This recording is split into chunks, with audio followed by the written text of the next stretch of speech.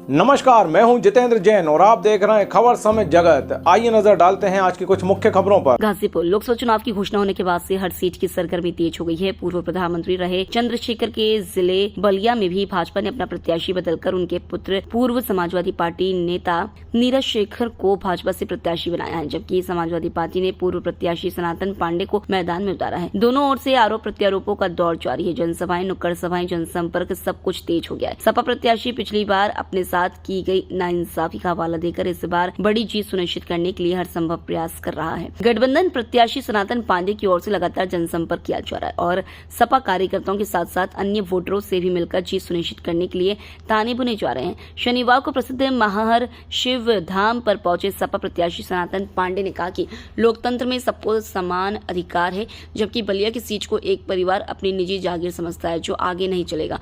बलिया के साथ साथ गाजीपुर जिले का जहुराबाद इलाका इसी लोकसभा क्षेत्र का है और पिछली बार भी इस इलाके में सनातन पांडे को 1 लाख वोट दिया था और इस बार वोट प्रतिशत बढ़ाने के लिए समाजवादी खेमत दिन रात एक किए हुए है। आपको बताते चलें कि बलिया सीट से लोकसभा प्रत्याशी नीरज शेखर पहले सपा में थे, सांसद भी थे, लेकिन वीआईपी छवि के चलते आम जनता के करीब कभी नहीं आ पाए। चुनाव हार जाने के बाद भारतीय जनता पार्टी ने नीरज को राज्यसभा नामित किया था और अब चुनाव की घोषणा होने के बाद बलिया सीट से सांसद रहे वीरेंद्र सिंह मस्त का टिकट काटकर उन्हें प्रत्याशी बनाया है।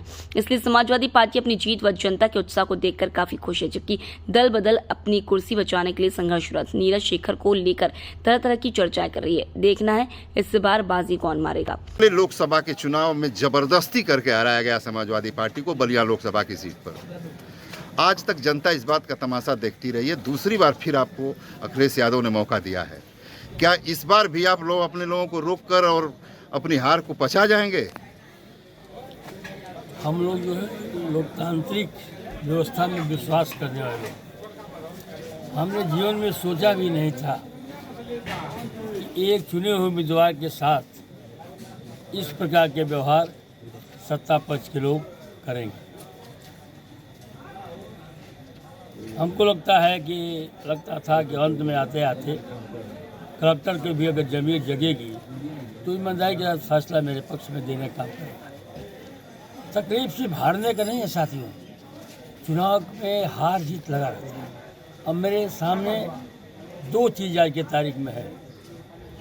एक तो जो बिल लग रहा है कि क्या आप वोटों के फिर से गिनती करा पाएंगे। उस बार तो जीते हुए प्रत्याशी से आपको हरा दिया गया।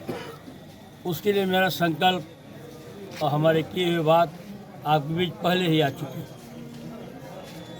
मेरे साथियों को भरोसा मैंने दिलाने का काम किया है। मौजूदा चुनाव में जनता तो मान रही है कि किसी से टक्कर नहीं है, स्थितियां जो हैं, लेकिन आपको जहुराबाद ने बहुत भारी जीत दिलाई थी। जहुराबाद का उत्साह आपको क्या बता रहा है कि जीत जहुराबाद ही तय करेगा या बलिया? उससे भी बड़ी जीत जो है जहुराबाद से होगी। और जहाँ हम चुनाव हारे थे 44,000 वोटों से, ठीक वहाँ 44,000 वहाँ भी जीतने का काम किया। इस चुनाव उस चुनाव में अंतर है साथियों। वो चुनाव जो है हम बसपा और सपा के गठबंधन के प्रत्याशी थे, तो हमको सपा और बसपा के गठबंधन ने तोड़ दिया, लेकिन अन्य लोग जो थे हमसे दूर हो गए थे।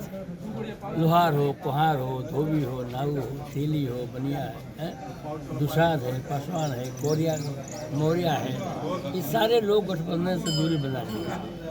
आज जो है ये चुनाव हमारे देश में किसी मोड़ पर चुनाव हो रहा हो, बलिया का चुनाव जो है, जो हमारे साथ हुआ है अन्याय, उसके खिलाफ हो रहा है। जनता काफ़ी आक्रोशित है, आपके पक्ष में खड़ी है। जनता को कुछ संदेश आप देना चाहेंगे?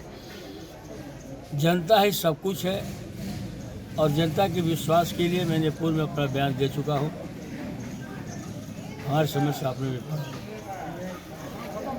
अब इसके आगे मैं यही जानता हूँ कि जनता के विश्वास पर खरा उतरने का संकल्प लिया हूँ और उसे पूरा करने का काम करूँगा। जनता आपके विरोधियों को, आपके विरोध को कुचलने का मन बना चुकी है। आपकी बातें हैं कुछ ऐसी कि लोग रोके हैं, ब्रेक कर रहे हैं। कैसे लोगों को नियंत्रित करेंगे? देखिए, लोकतांत्रिक देश है। वो लोकतांत्रिक देश में जो है हमारे मत का अधिकार जो टाटा बिरला का है, वही गांव गरीब में बैठे हुए अंतिम व्यक्ति के पास ही वही अधिकार है। कुछ लोग इस चुनाव को आज के चुनाव को जो हो रहा है अपने ही बयान से घिरे हुए हैं लोग। उन्होंने कैसा बयान दिया ये अखबार में आया, उस बयान से लगा कि यहाँ पर सिर्फ जो है शेष जातियाँ वोट देने के लिए बैठी हुई और एक विशेष व्यक्ति का परिवार ही जो है वो सांसद एमएलए एमएलसी बनने के लिए बैठा हुआ है। इसको जो है अगड़ा हो पिछड़ा हो, सभी लोगों ने मन बना लिया है कि अब ऐसा नहीं होगा, इस पर बदलाव होगा और राजनीति आने वाले दिनों में राजनीति दलित का बेटा भी करेगा, पिछड़ा का बेटा भी करेगा, अगड़ा को उस परिवार से हटकर भी करने का काम करेगा। ये संदेश को देने के लिए अगड़ा हो पिछड़ा हो, कोई जात की लाइन नहीं रह गई। अगड़ा हो पिछड़ा हो, दलित हो, हिंदू हो, मुसलमान हो, सिख हो, ईसाई हो, सभी लोगों ने सनातन पार्टी के पक्ष में वोट देने का मन बना चुके हैं। दुनिया की कोई ताकत न ये सरकार उसको रोक सकती है और न रिजल्ट को रोक सकती है। इसके लिए तो पहले से कलेक्टर को सूचित कर दिया हो, वो परिणाम आप जानते हैं। फिर अब मुझसे पूछवा लेंगे, फिर से मेरे को मुकदमा दर्ज हो जाएगा। हम कहेंगे तो मुकदमा दर्ज होगा, मैं आपसे बात कर रहा हूँ तो मुकदमा दर्ज होगा। और वो कहते हैं कि उनके माता पिता स्वर्ग में हैं और स्वर्ग से जो है सनातन पांडे का नाम जो उन्होंने बहुत सोच समझ कर रखने का काम किया होगा, आज उनको जो है स्वर्ग में जो है वो दोनों व्यक्ति जो रो रहे हो। समाजवादी मुकदमों से डरेगा? मुकदमे की बातें नहीं कर रहे, मैं उनके हताशा की बात कर रहा हूँ। और मेरी माँ जिंदा है, उन्होंने यहाँ का बयान देने का काम किया है। मेरे बेटे का नाम सनातन है तो मुझे गर्व है। और समाजवादी मुकदमे से नहीं, 6,000 भी मुकदमे हो गए तो रिजल्ट को अपने पक्ष में लेकर ही लौटूंगा। गाजीपुर से खबर समय जगत के लिए राम प्रवेश राय की report. For latest news, subscribe to our channel and press the bell icon.